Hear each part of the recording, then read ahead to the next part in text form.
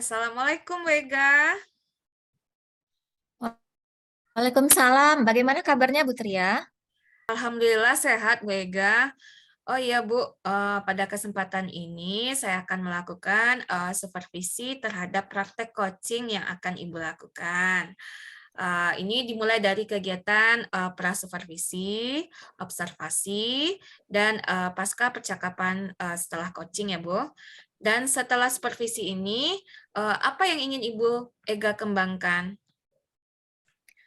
Baik Bu Tria, jadi pada proses coaching ini saya ingin mengembangkan kemampuan saya dalam mempraktekkan praktek coaching, yaitu dengan menggunakan alur Tirta. Baik, Bu. Selanjutnya, kompetensi mana yang secara spesifik yang ingin saya observasi kepada Bu Ega? Nah, kemampuan yang ingin saya kembangkan sebenarnya Bu adalah bagaimana saya mampu membuat pertanyaan-pertanyaan yang berbobot. Kemudian bagaimana saya bisa menggali informasi dan dari coaching kemudian menuntunnya, menemukan masalah solusi dari masalahnya Bu Tria. Gitu. Kemudian apa indikator capaian yang Ibu harapkan dari setelah kegiatan coaching ini, Bu? Bu Tria, jadi indikatornya adalah saya mampu menerapkan alur Tirta pada saat Mhm. pemberian coaching, yaitu dengan membuat pertanyaan-pertanyaan berbobot kepada coachee. Jadi di sini Ibu ingin menemukan solusi dari si koci dengan menerapkan prinsip Tirta ya Bu ya, dengan menggiring koci menggunakan pertanyaan-pertanyaan yang berbobot. Baik Bu Ega, saya akan mensupervisi praktek coaching Bu Ega, waktu dan tempat saya persilahkan. Terima kasih Bu Tria. Assalamualaikum Pak Zul. Waalaikumsalam Bu Ega, apa kabar? Alhamdulillah sehat Pak Zul. Dari tadi saya perhatikan Pak Zul nampak muram. Ada masalah nampaknya Pak. Iya Bu Ega, saya punya masalah dalam pembelajaran saya. Ada anak saya sudah 3 kali tidak masuk-masuk tanpa tanpa kabar juga. Oh, jadi si anak sudah beberapa kali tidak masuk Pak Zul ya. Lantas situasi Ya, ideal apa yang Bapak inginkan? ya saya tentu berharap anak saya kembali masuk, dia kembali belajar dengan baik, saya bertemu dengan dia. Saya mengharapkan itu Bu Ega.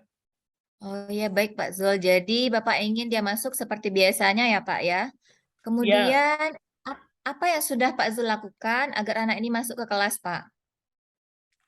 saya sudah menghubungi guru piket Bu Ega untuk mencari informasinya. Namun tidak satu pun guru piket yang tahu keberadaannya, dan saya sudah menelepon juga ibu asramanya atau pembina asramanya. Di sana juga tidak ada keberadaan ini, guru asrama juga tidak tahu keberadaan anak ini.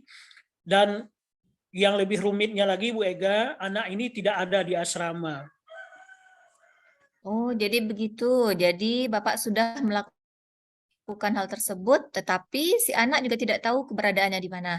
Ya. Nah lalu agar anak ini tidak bolos lagi Pak Zul dan mau masuk ke kelas, apa yang akan Pak Zul lakukan? Saya sedang berusaha dan mudah-mudahan secepatnya saya bisa bertemu dengan anak tersebut. Kemudian saya ingin menggali informasi kenapa anak ini tidak masuk, ada masalah apa dia. Saya akan memberikan saran-saran kepada dia bahwa ini adalah masa depan mereka, untuk membentuk masa depan mereka. Belajar itu adalah sesuatu yang luar biasa, dan untuk membentuk mereka, saya akan mengawasi mereka, saya akan terus berhubungan dengan mereka. Semoga mudah-mudahan dengan itu anak ini tidak lagi bolos di sekolahnya, Bu Ega. Baik Pak Zul. Nah, kapan rencananya Bapak akan memanggil anak ini?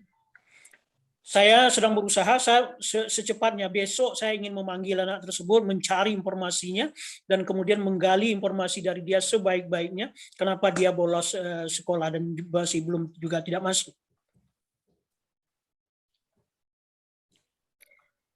Baik Pak Zul. Nah, setelah Pak Zul memanggil anak ini dan menanyakan kenapa dia tidak masuk ke kelas, siapa sajakah yang akan Pak Zul minta dukungan dan komitmen untuk penyelesaian masalah ini selanjutnya?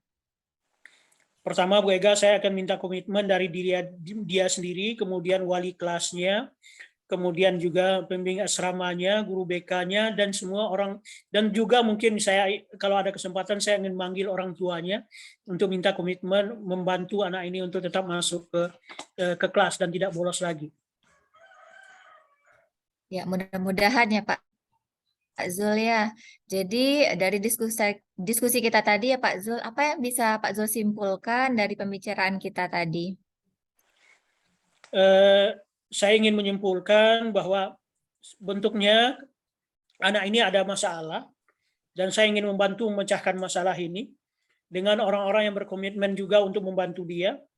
Maka mudah-mudahan dengan begitu permasalahan anak ini clear dan dia plong kembali untuk belajar bersama saya. Baik Pak Zul, mungkin seminggu lagi kita bisa berdiskusi lagi ya Pak Zul terkait masalah ini. Mudah-mudahan ini bisa terselesaikan dengan baik. Nah, saya juga ingin tahu bagaimana perubahan anak ini ke depannya Pak Zul. Terima kasih Bu Ega. Nanti saya laporkan kepada Bu Ega atau saya diskusikan dengan Bu Ega perkembangan anak kita ini. Doakan semoga saya sukses memberi pengawasan supervisi terhadap anak ini. Terima kasih Bu Ega. Ya, sama-sama Pak Zul, tetap semangat Pak. Semoga apa yang Bapak inginkan terwujud dan anak itu berubah menjadi lebih baik Pak. Terima kasih Bu Ega, semangat. Alhamdulillah ya Bu Ega dan Pak Zul, sudah selesai tadi coachingnya.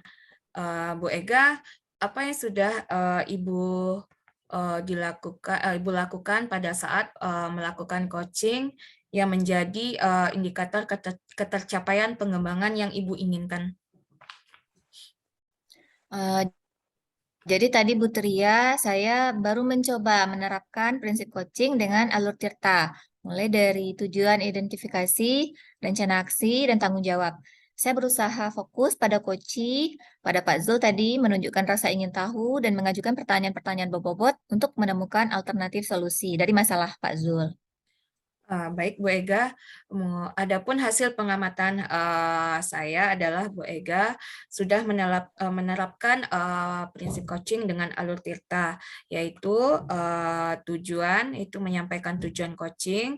Tujuannya di sini sudah jelas, bagus dalam pemaparannya.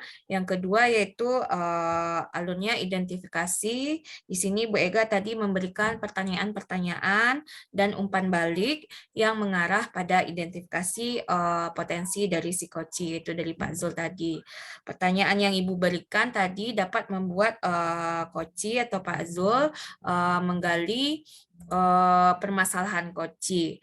Dan yang alur ketiga yaitu rencana aksi. Di sini Bu Ega memberikan pertanyaan-pertanyaan dan umpan balik mengenai rencana aksi dari si coach dalam menyelesaikan permasalahannya. Pertanyaan yang Ibu berikan tadi bisa membuat coach mengutarakan rencana-rencana yang akan dilakukan untuk mengatasi permasalahannya. Dan yang keempat yaitu alurnya tanggung jawab.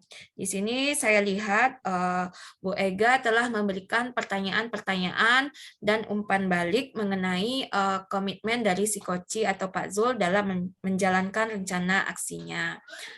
Komitmen yang akan dilakukan coach di sini dapat mendukung untuk mengatasi permasalahan yang ada pada si coach. Dari hasil coaching tadi, Bu Ega, kompetensi apa yang ingin Ibu Ega kembangkan lebih lanjutnya?